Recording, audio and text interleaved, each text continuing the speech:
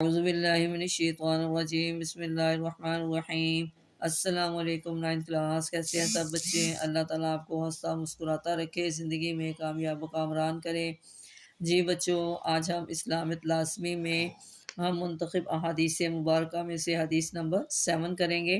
پہلے ہم اس کا لفظی ترجمہ کرتے ہیں۔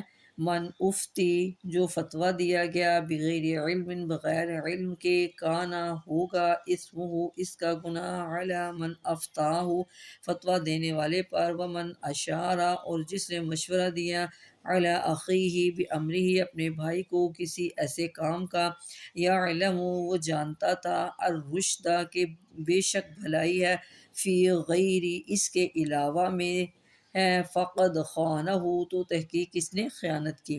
اب اس کا لفظی ترجمہ محاورہ ترجمہ کرتے ہیں۔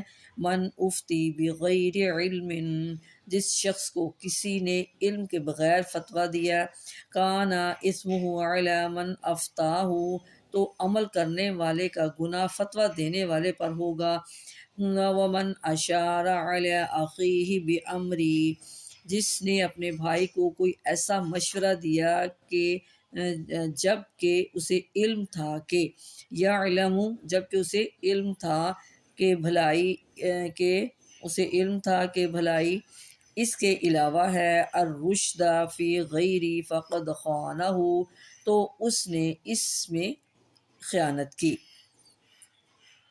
جی بچوں، آگے حدیث نمبر 8۔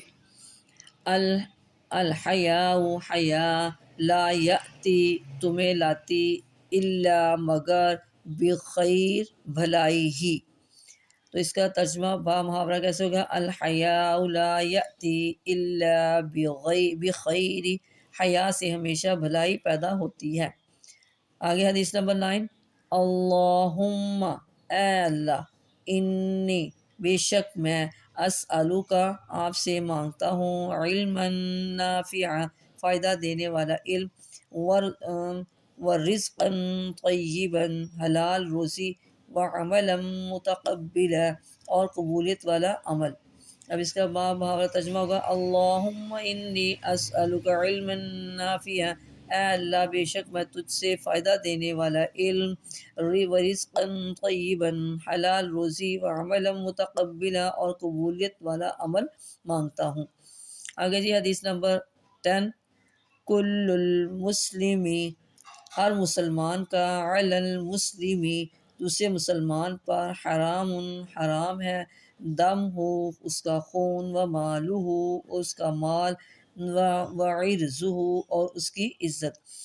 اب اس کا محاورہ ترجمہ ہوگا جی۔ کل المسلم علی المسلم حرام، ہر مسلمان پر دوسرے مسلمان کا دم ہو، و مالہ، وعرضہ، اور خون، مال اور عزت حرام ہے۔